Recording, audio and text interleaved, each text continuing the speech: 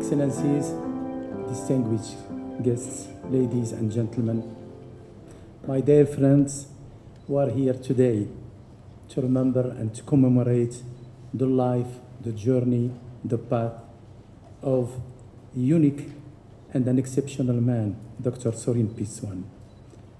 It has been almost a year since our friend left us. We miss him a lot. We miss his graceful stature, his infinite stamina, his intellectual leadership, his friendship, and his wit.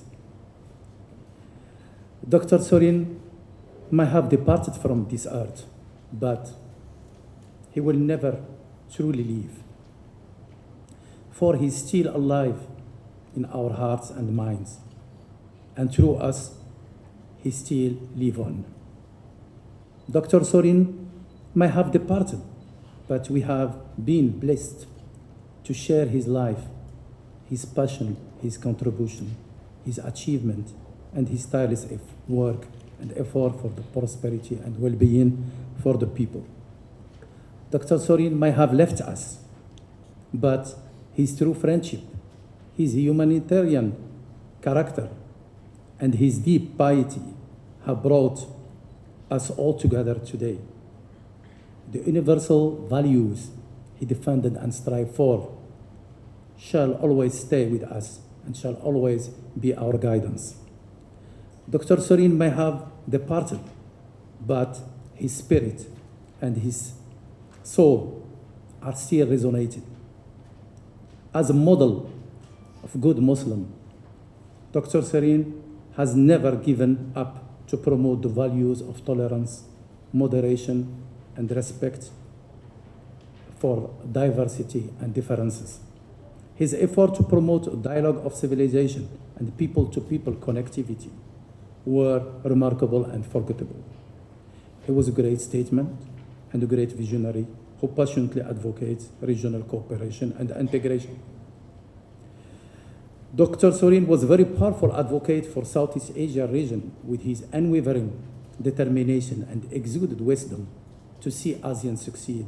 Dr. Surin was one of the greatest visionaries of modern time that Asia or the world have ever produced. Dr. Surin may have left us, but he may be looking at us right now, hearing us, listening to us.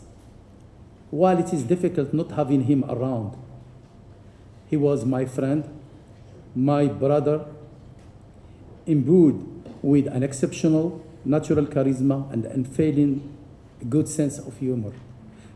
Two things that I may talk about it, that just a few months ago, I met him in one cafe and we were talking. So he asked me, tell me Husni, who is your tailor? I said to him, well, I made my suits just for work, and this one. He said, it's very beautiful. I asked him, look at yourself. Always you are with jacket and with flowers, and this one, it's like you are going to party. He said to me, I never thought about this. So this is one of the things that, and whenever I call him, whether he will reply me at once or send me a text message. And every time, I know, as Dr. Titina said, he was always busy. But I was wondering why he's always, answering me and this one. But I got to realize that he was always, when he picked the telephone, was confused between Husni, his son, and Husni, the ambassador.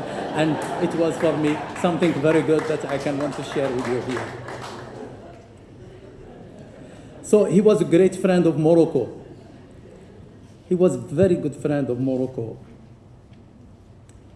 and encouraged Morocco's will to strengthen its tie with ASEAN. He was permanently pushing and strong supporter for opening the Thai embassy in Rabat while he was Deputy Foreign Minister. In June 1994, Surin, as Deputy Foreign Minister, inaugurated the Royal Thai Embassy in Rabat and chaired the regional Thai ambassador, I think maybe this is the first time, Thai ambassadors meeting to unleash Thai foreign policy on Middle East and Muslim world. As Deputy Foreign Minister, Dr. Surin Pitsuwan accompanied His Majesty Ramadan, then Crown Prince, during an official visit to Morocco in September 1994. From 24 to 26 of January 2000, Dr. Surin, as foreign minister, paid an official visit to Morocco as the guest of our foreign minister, Mohammed bin Isa, with whom he maintained a true friendship and close tie, and just days before his demise, they were together in Norway. He also led the Thai private business man to meeting with Moroccan counterpart. He met our prime minister, he met our trade minister, and he signed with our minister a trade cooperation agreement. Over the years, Dr. Surin had visited Morocco a number of times and helped to forge a special relation between our two countries. He was very keen to broaden the cooperation between Thailand and other southern countries in the framework of South-South cooperation. Dr. Surin was fully supportive of the Kingdom of Morocco's accession to the Treaty of Amity and Cooperation and to our request for sectorial dialogue partner with ASEAN. He believed, and he was saying always to me, and was always convinced that Morocco, as moderate, open, stable, Muslim, Arabic, African country with an advanced status with the European Union and FTA with United States, besides with other Arabic countries and Turkey, and with a great potential, should and would have an added value for the Southeast Asia region.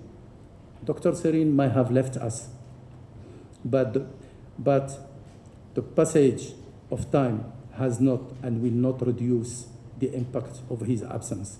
He will never be forgotten, and his great values of tolerance, peace, and mediation are strong legacy to all of us.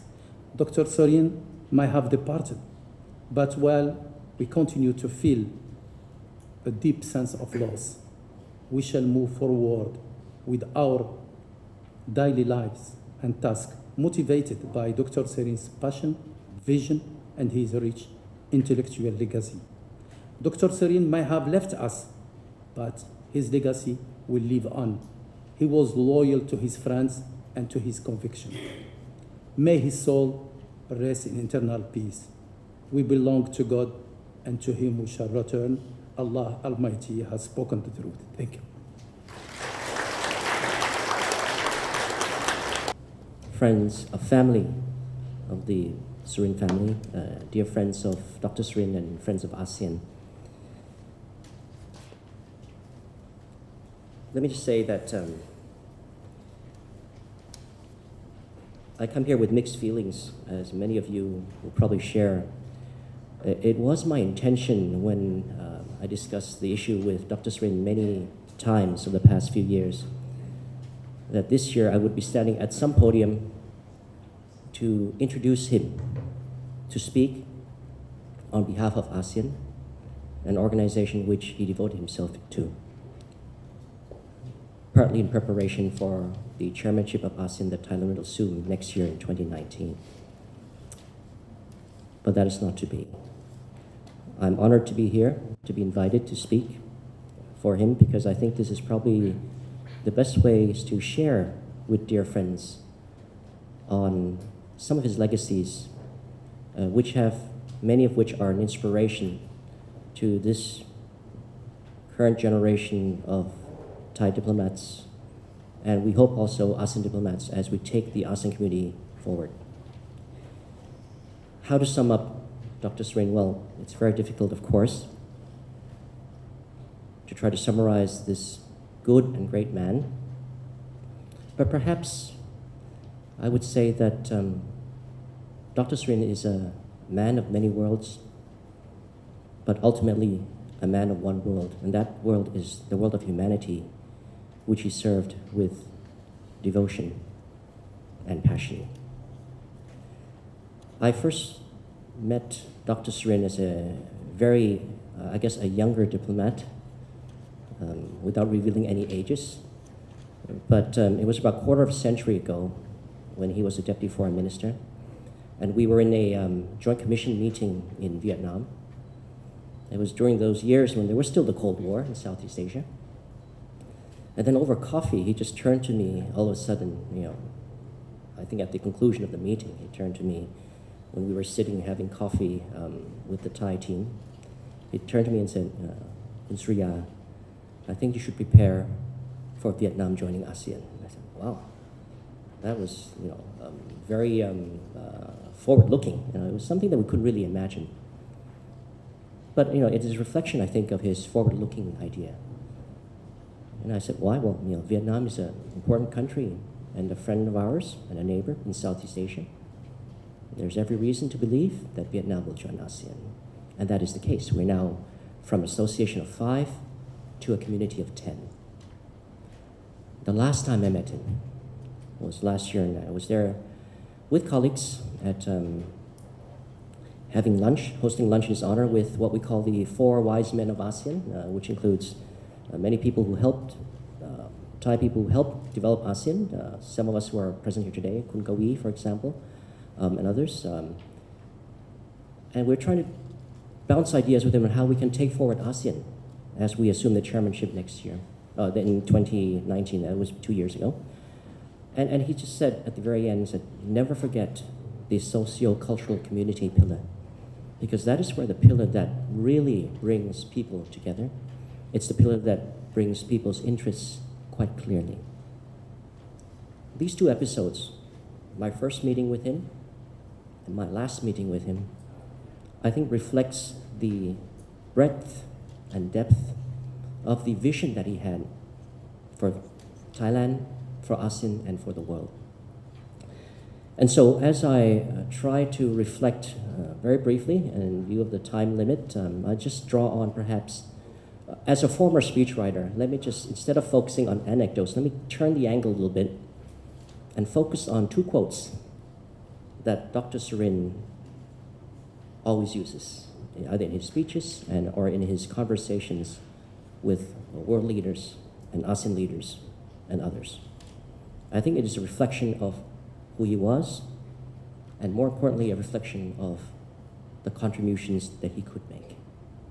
Now, the first quote is from, he would always say, do not belittle ASEAN. We may be a collection of 10 medium to small sized countries, but we have our assets. And what is that asset? That asset is we have this great convening power. We can call a meeting. Big countries near and far, small countries near and far would come to us. Why? Because we are an organization that is friends to all and threatening to none. So don't belittle ASEAN. And it's from that quote that he often uses in many occasions that highlights, I think, his perception of ASEAN's great potential as the bedrock of an ASEAN-centered regional architecture on which rests many of the organizations forum we have today, the ARF and others. And it's from that idea, for example, which is one of his main achievements, was in the year 2000. Through that philosophy, he managed to bring in the DPRK to join the ASEAN Regional Forum for the first time, which was a great achievement for the regional peace and stability. So that's just the first quote. Let me draw on the second quote. I think it's a little longer, but I think this is one of his favorites because I've been asked to include this in many of his speeches. And I think it's a very reflective of Dr. Surin's thinking and passion in his later years. If you just bear with me, it's a poem from John Donne. No man is an island, entire of itself. Each is a piece of the continent, a part of the main. So each man's death diminishes me, for I am involved in mankind. Therefore, send not to know for whom the bell tolls. It tolls for thee, and thee, and thee. He used that many occasions, and I think what he's trying to say, without actually saying so, was that we are all connected as part of humanity. We need to therefore care for each other because the misfortune and the bad luck that falls on any one of us ultimately affects us all. And therefore, it was our duty to help one another out. And that is why he was a great proponent of everything from human rights to the rights of those disadvantaged, and so many other things of a global nature, beyond Thailand, beyond ASEAN. Let me end, dear friends, by just reflecting finally that ultimately he has a person who has made many achievements for ASEAN, for Thailand, and for the world. And so let me just end by saying that if I were to try to scale the heights of Mount Olympus in order to see clearly the wide breadth of Dr. Surin's contributions to the country he loved, to the region he cared for, and to the world he served, then please excuse me for my understatement. Thank you very much. Excellencies, friends and families of Dr. Surin Pitsuwan, friends of ASEAN, the ASEAN Secretariat is very privileged to be invited to this tribute, and it is especially an honor for me to be here joining these very distinguished speakers and group of friends. I can understand when Dr. Titinan was speaking and other Thai speakers were speaking, the sense of pride that our Thai friends have on Dr. Surin. But let me add here, this is not only for Thais or Thailand. This also felt the same by the ASEAN Secretariat staff. We are very proud to have had Dr. Surin with us. The Secretariat, being an office where the management, the leaders are appointed, rotated in, it can be 3 years, it can be 5 years, are used with the leaders who came in and departed, but it was never ever we had this feelings of suddenness of the loss and the great disbelief that Dr. Surin passed away. And so Dr. Surin was the 12th. The Secretariat was formed in 1976, and now we have the 14th Secretary General. He was the 12th on the period of 2008 to 2012. And that was a very particular period also for the ASEAN Secretariat, as we call it as the post-charter. ASEAN at that time, perhaps Keng Yong SSG drafted the ASEAN Charter and everything, but then it came into implementation in 2008. And the intention of the Charter is basically to be a rules-based ASEAN, among others, but also we introduce organs of the ASEAN Secretariat.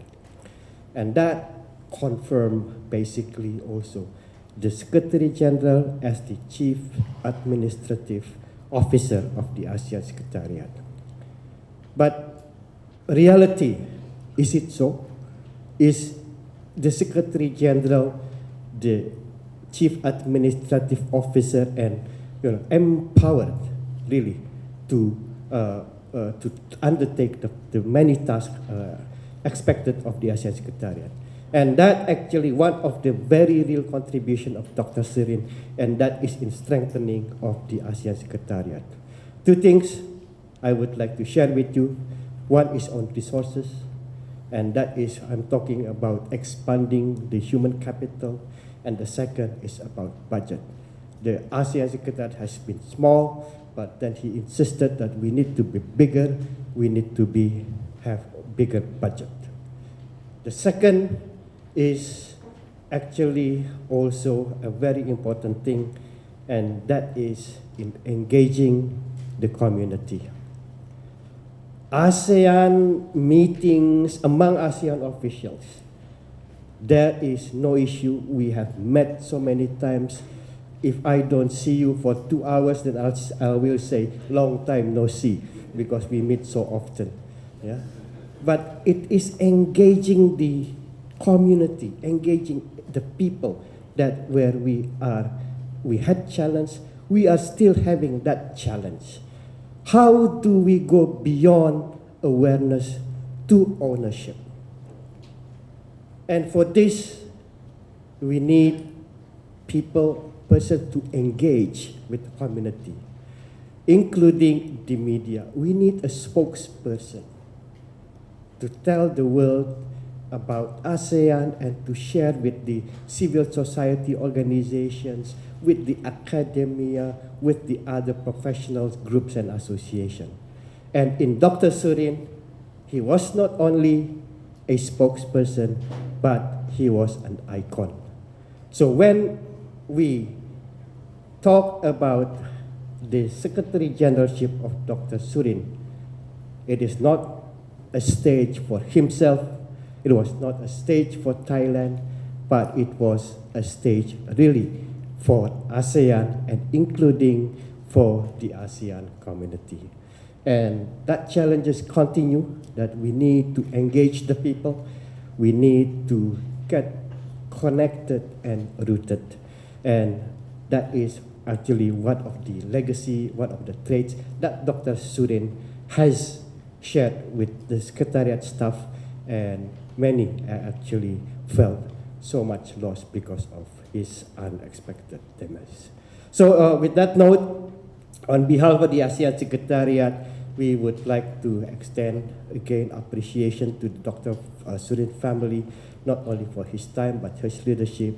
And please also convey the staff member, the ASEAN Secretariat staff members, deep sorrow and condolence to the family. Thank you very much, ladies and gentlemen. Thank you. Dear family and friends of Dr. Surin, we've all come together today to pay tribute to an exceptional leader, a very close colleague, a very dear friend. Each one of us can speak for hours about Dr. Surin, so I've had to discipline myself and to take some notes, or else I would go on, and I will not be stopped. So today we celebrate a life of vision, generosity, humanity, and courage. A towering figure who upheld universal values, Dr. Surin had the gift of always remaining as humble as he was wise, of touching the hearts of everyone he met. He was so fearless in breaking boundaries, in pushing. There's nothing called impossible for him. I first met Dr. Surin when he was the Secretary General of ASEAN, and I was a newly appointed Executive Secretary of ESCAP. He embodied the values and aspiration of the ASEAN Charter. He spoke about the challenge of refocusing ASEAN from concentrating too much on intergovernmental relationships to becoming more people-centered, as embodied in the Charter. He suggested that as the Under-Secretary General of the United Nations, I should immediately produce a report that analyzed the common bonds and existing gaps among the 10 ASEAN countries, indicating how ASEAN and the UN could strive together to bring about greater human development as ASEAN seeks to become, and I quote, a community of caring societies.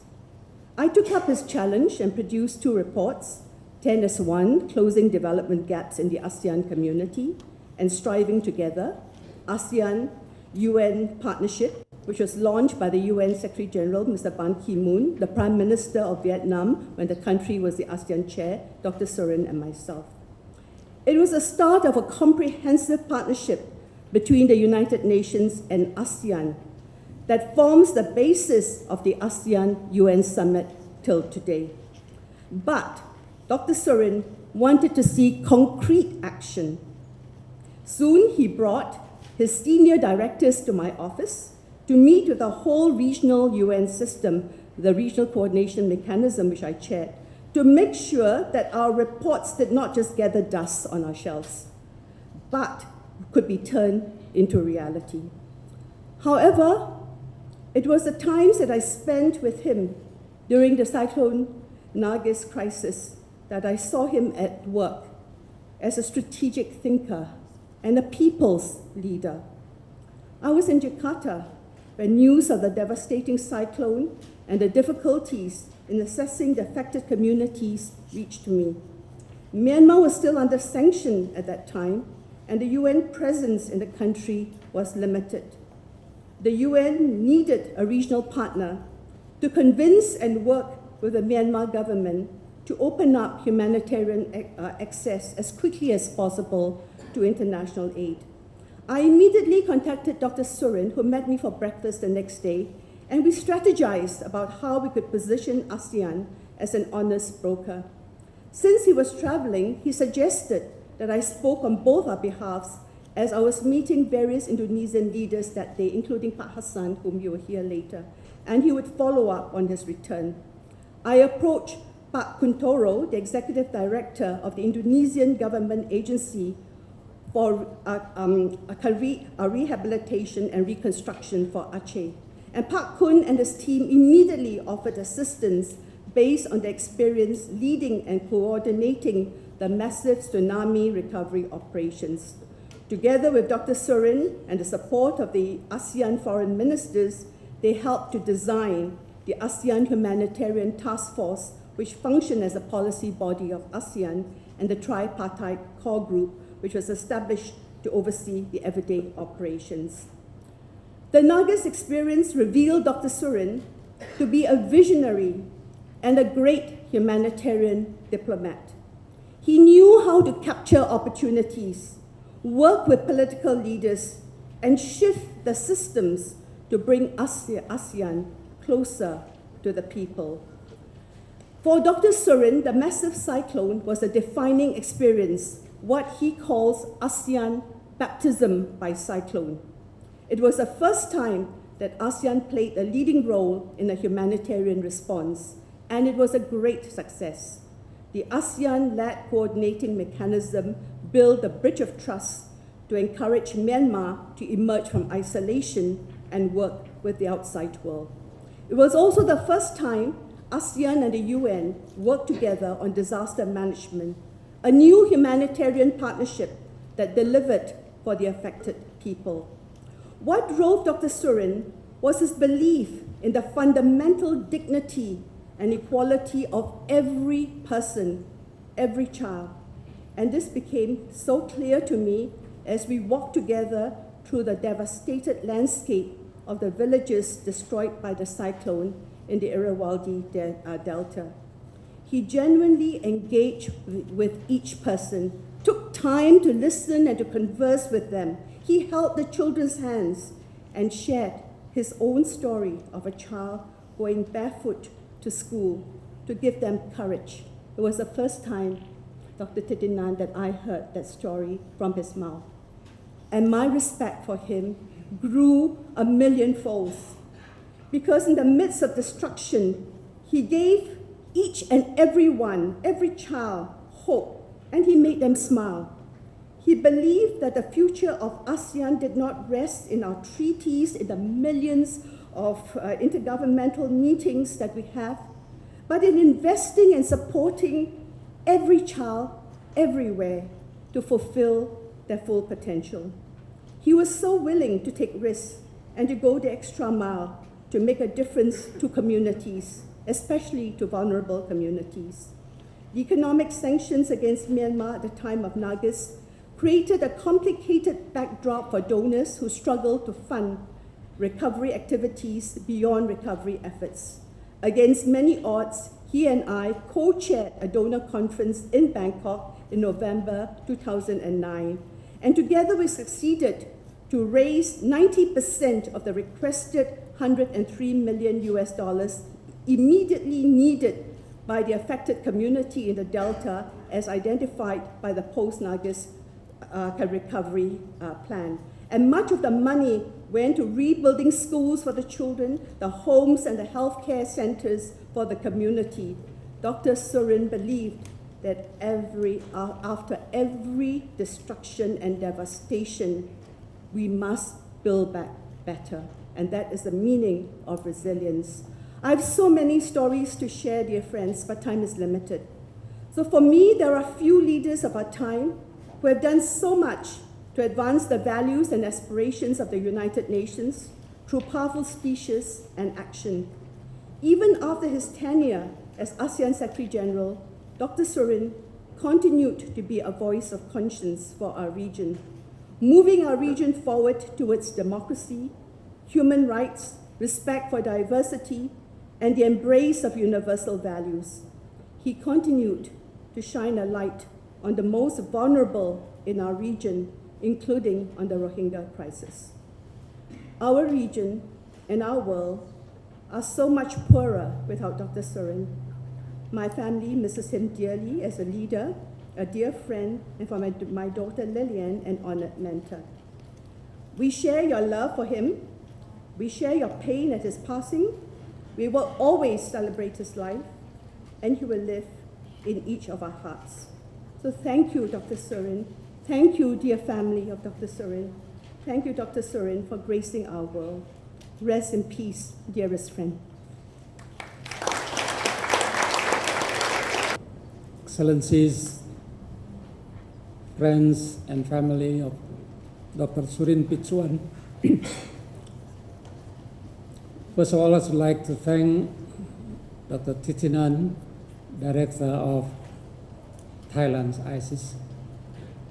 I assure you this is good ISIS.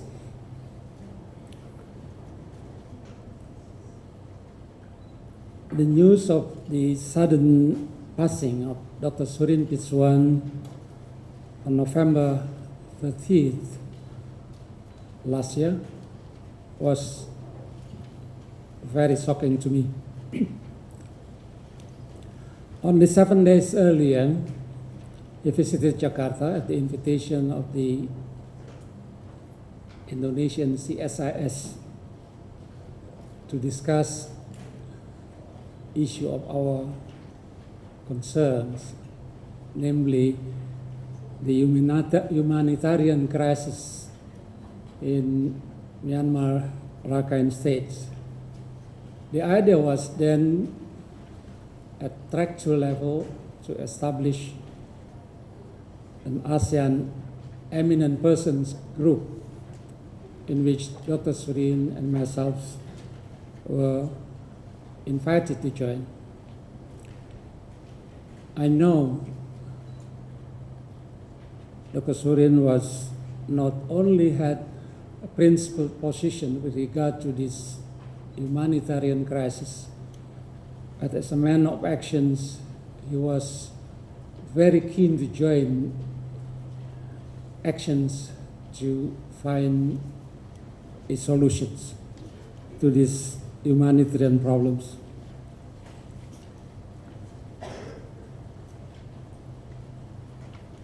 It was on the margin of this meeting that Dr. Surin expressed his thanks for my suggestion that he be invited as a speaker, as panelist of a conference on regionalism in East Asia to be held in Tokyo in September this year. And he accepted that invitations. It was during these conversations that he suggested a photo to be taken. He said, "Pak Hassan, I don't have a photo with you." So he arranged a photo to be taken, and he said, "I will send copies of this photo to his son, Fuadi," which I knew him very well. He's currently studying for his doctoral degree at Oxford University. But he kept asking me when was the last time I visited Bangkok, which I told him about 2 years ago. And in his friendly gesture, he said, Hassan, please do come to Bangkok and be my guest. Likewise, I accepted his offer, friendly gesture of him. Therefore, it is with a mixed feeling that I'm now in Bangkok to pay my respects and tribute to Dr. Surin Pitsuwan. As fellow senior diplomats, I met Dr. Surin for the first time when as Foreign Minister of Thailand, he chaired the ASEAN ministerial meeting. Then ASEAN developed, to me, a good traditions, a cultural performance. And we're lucky. ASEAN used to contribute in this ministerial level cultural performance only with lip sync. But it was the ingenuity of Dr. Surin that he himself come on the stage, play a role, and performs gracefully. To my surprise, in his role, his lipstick was terribly red because he put a red lipstick on it.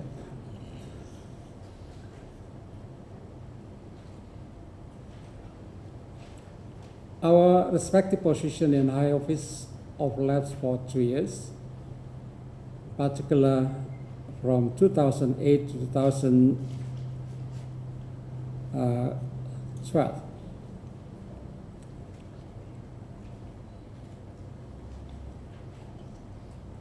ASEAN was in the beginning of a great transformations from a rather loose association to a community. ASEAN Charter was drafted in 2008 and entered into force in December 2009. Life begins at 40, so did ASEAN. So it was there, at a difficult process of transformation, that Dr. Surin was at the helm of ASEAN.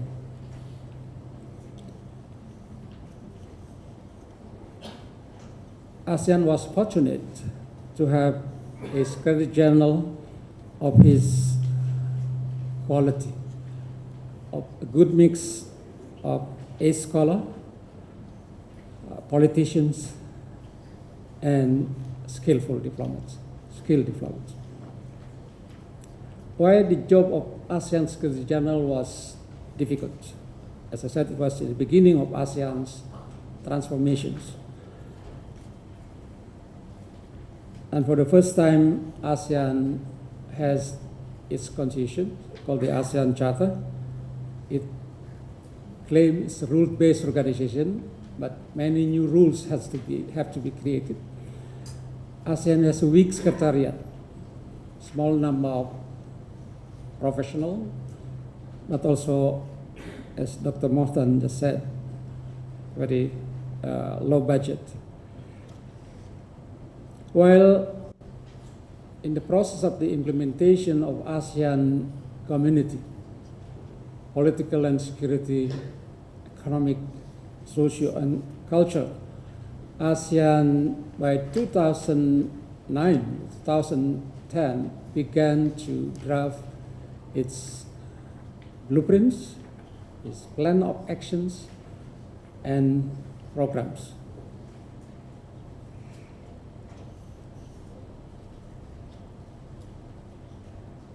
So ASEAN needed a skillful Secretary General to liaise with its member states as well as with the ASEAN dialogue partners to gain support, including financial support, for the work of ASEAN. And I think Dr. Surin performed his difficult task successfully.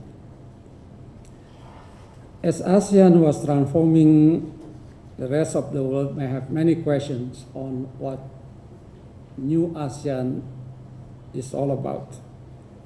Dr. Surin actively reached out as he traveled to all over the world to explain and defend ASEAN.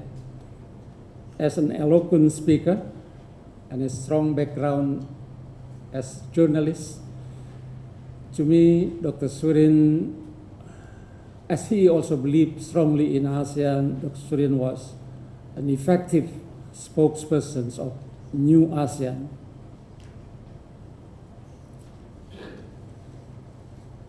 Old diplomats never retired.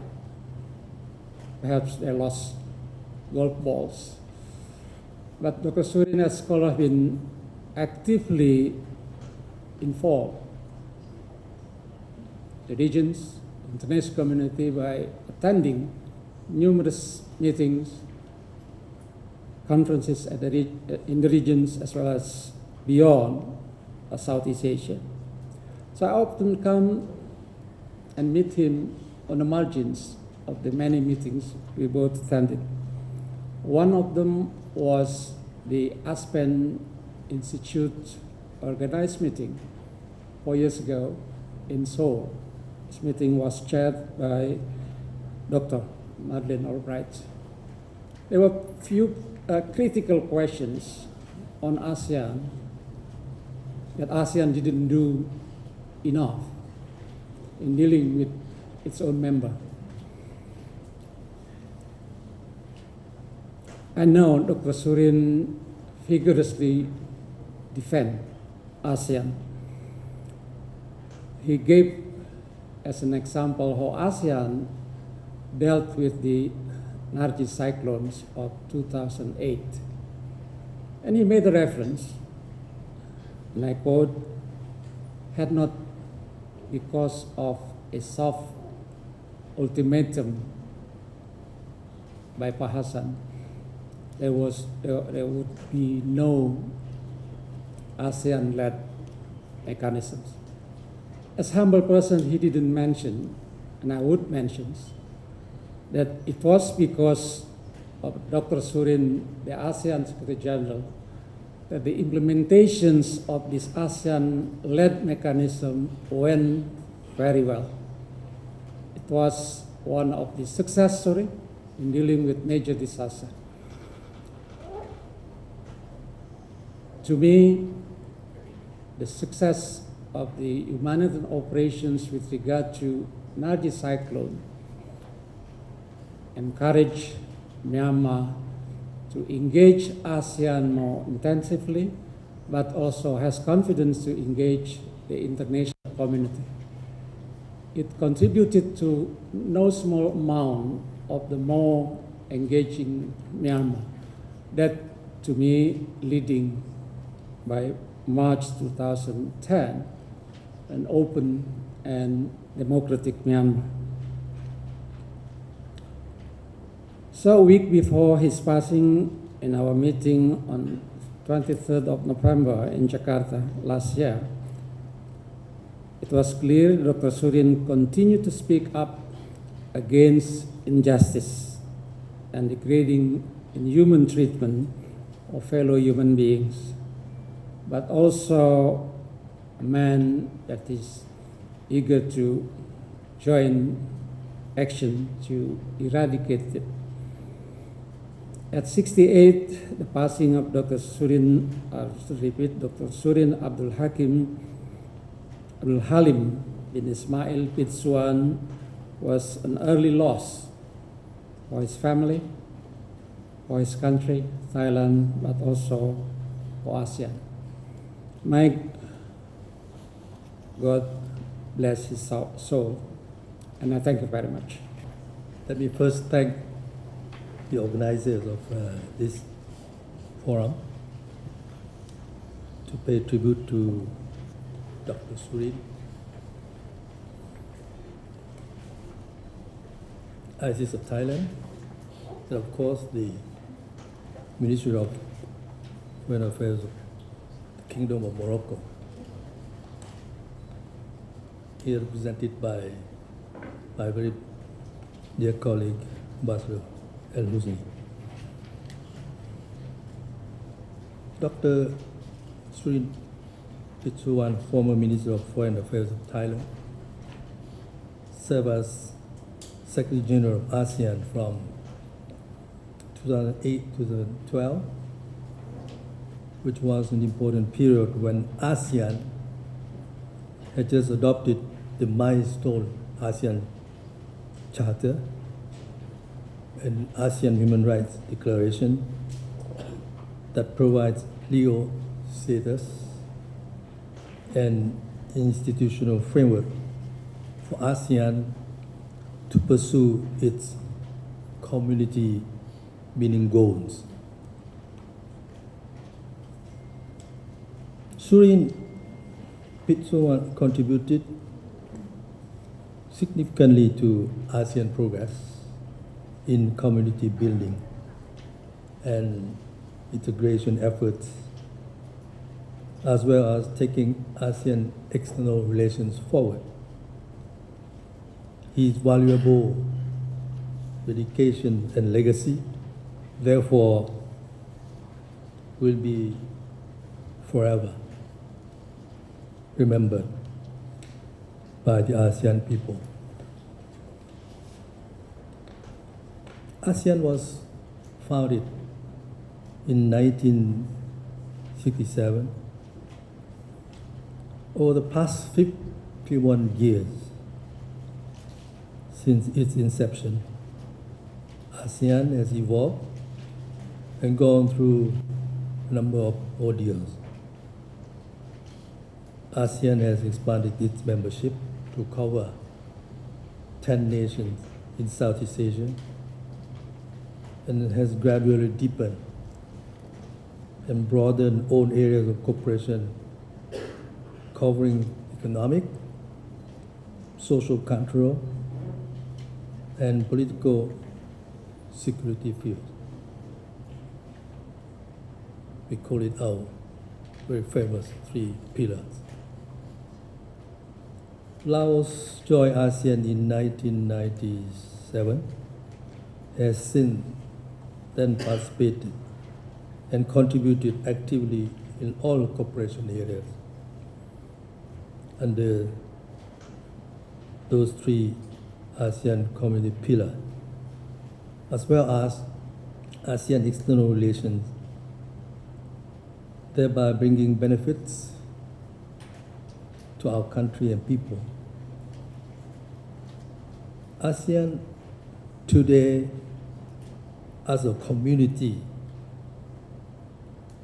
in the face of opportunities and challenges, is moving forward together, firmly and steadily, building upon its achievements thus far towards further deepening economic integration within the region and, of course, within the wider region. Let me say a few words about the Kingdom of Morocco, who happens to be the co-host of this public forum. Morocco, as a member of the UN, the Arab League, and the Union for the Mediterranean and the African Union, has been a good friend of ASEAN and today has shown a keen interest to engage with ASEAN. Morocco acceded to the TAC, our famous TAC, during Laos ASEAN chairmanship in 2016. And it was not by coincidence. Actually, we have worked on it together with all ASEAN member states to make that happen. And it happened. I was grateful as chair of ASEAN 2016 to all ASEAN member states for that. And of course, I would be remiss if I did not mention the ASEAN Secretariat, our effective ASEAN Secretariat. Of course, then submitted its application in that same year, 2016, to become a sectoral dialogue partner of ASEAN. Morocco has also shown its enthusiasm and eagerness to engage with ASEAN in all important areas. And thus far, Morocco has conducted a training program in Morocco for 6 diplomats from ASEAN states, as well as appointed ambassador of Morocco to ASEAN 2017. In addition to that, to substantiate its request for sectoral dialogue partnership with ASEAN, Morocco proposed a draft action plan of duties and programs, which identified 3 sectors to increase cooperation with ASEAN. Namely, first, connectivity, which is very dear to ASEAN as we try to integrate further with the wider region and the world. 2, e-commerce and digital economy. And last but not least, the trade facilitation. How do we support the connectivity, the physical stuff, connectivity? This is what trade facilitation is all about. And these areas are in line with the current ASEAN priority. And this therefore demonstrates Morocco's efforts to work with ASEAN towards a common benefit. Morocco's interest and commitment towards partnership with ASEAN is duly noted. As for Laos, we welcome Morocco's interest and application to become ASEAN sectoral dialogue partner. And of course, we will support ASEAN consensus that will emerge on this matter. Laos and Morocco have enjoyed good diplomatic relations since 1997 through, among others, exchange of visit and education program. I would conclude my remarks by saying that we'd like to encourage Morocco to further exert efforts to enhance substantial cooperation with ASEAN as a group, and of course, and each ASEAN member state individually in support of ASEAN community building towards common benefits of and objective. I think I have not go beyond your limited time, Mr. Chair. Thank you very much. Bismillahirrahmanirrahim. Good morning, everybody. Dr. Suchit, the family, the Pitsuwan family, Excellencies, ladies and gentlemen, it is indeed a great honor and a great privilege for me to be invited to say a few words in 8 minutes about Surin. I just want to tell you, I cannot exactly remember the date when I first met Surin, but it must have been one of those occasions when he was still an academician, because I started life as an academician. So I remember very distinctly, he handed his hand out and said, I'm Surin. Everybody knows me because I'm a dinosaur in the political arena and a dinosaur in the academia too. So say, hi, I'm Rafidah. Yes, and he got confused about my title. In Malaysia, there's so many titles. I was Datin Paduka then, I became Datuk Sri, so he didn't know. I said, Surin, how old are you? Then he gave me his birth age. Okay, I'm well ahead of you by 6 years. So don't bother with all this, these titles. And then I said, and he actually said, by the way, I am Halim, I'm Muslim. Wow, that's better. And he said, I will call you Kaka. So from that day onwards, I was neither Tan Sri, Datuk Sri, or whatever, but I was just Kaka. And we had these private conversations. We always had private conversations at meetings on the sidelines. And he will call me Kak. And that was very special. You know, when someone from overseas particularly call you Kak, they respect you in age. So I belong to that old group, yeah, with Tun Mahathir. Anyway, I met Surin, our paths crossed on those occasions when there were meetings. In the earlier days, academic meetings, conferences. Then later on, when he joined politics, I was already quite entrenched there. And in all these ASEAN meetings. As I said, I'm a dinosaur in ASEAN. And I could see that at that point of time, Surin was a person that could see the way forward for ASEAN. Most of our discussions were actually some corridor somewhere, sitting down with 2 chairs, and he's talking about, what do we do with this ASEAN, kakak, what do you what, and so on and so forth. And every time there's an issue in ASEAN, we'll find ourselves talking for those few minutes in between meetings and conferences. And I would say that, summing it all up, Surin was a person not only forward-looking, but I think he has a leadership that is future-proof. A leadership that's future-proof, which means that transcends time, and more importantly, it transcends borders. And I was taken by the fact that he said, he's Thai, of course, then he says, I'm Muslim, and from Malay, from South Thailand. So in other words, he understood that a person can be many things at the same time and be on par with everybody else. Because today, when you talk about Muslims, it's like, Muslim, ISIS, not this ISIS, but that other ISIS. And so Surin, to me, from Thailand, and you had the border issues on the south, was someone who was proud to be a Thai, but at the same time had to tell the world that he was a Muslim Thai, who could stand in the same stature as other Thai citizens, and that is something special. And ladies and gentlemen, when you talk about a person like Surin, it is sad that we have to pay this tribute after he's long gone. I think this should be a great lesson for all of us humans. Let us pay tribute to people while they're still alive. I know you don't know when the person will go, but at least at some point in time of their lives, when they turn 60, for example, that's a benchmark. Pay tribute to the person. Not because we want to recognize greatness and so on, but to know that if that person has accomplished something like Surin did, let him know that he is recognized. Let the young know. Now we're talking about let the young know and has to write a biography. I mean, nobody wants to write biographies nowadays. Too much time and effort. Ghostwriters embellish everything. Why not? Why the person? Let us do this. Don't wait for the person to go first. Please think about it.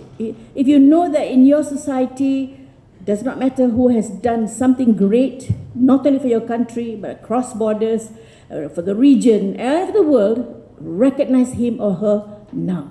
At least the person will know that whatever he or she has done has been recognized, but most importantly, that the ones who are young, around the young that we want to nurture, will know that there's a living leader around them.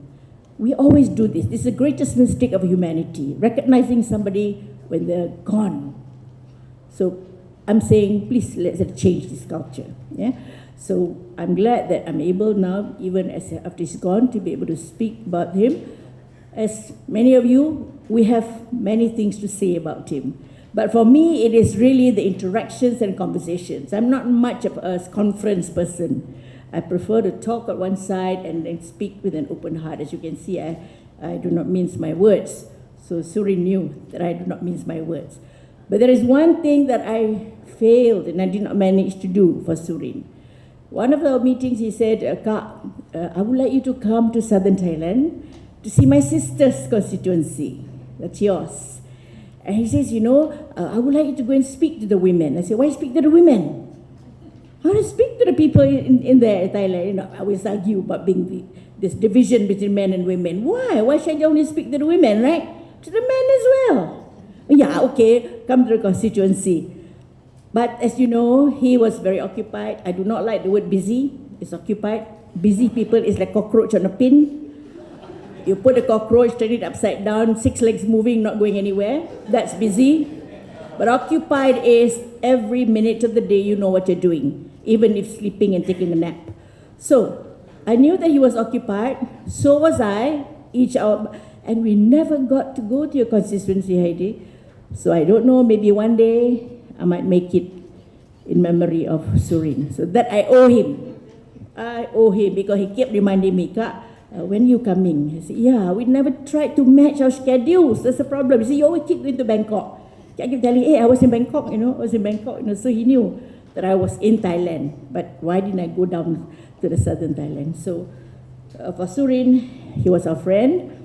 And he will always remain a friend. And to me, as I've said, he had this cross-border leadership and also future-proof leadership. And we hope that in the ASEAN region, we'll continue to nurture young people who do not but automatically recognize themselves only as Malaysian, only as whatever, but as ASEAN. That's what we, the old generation of ASEAN people in government, wanted to do. We wanted to create, like in Europe, Europeans who are of all shades and color and all nationalities. So we have not got there yet.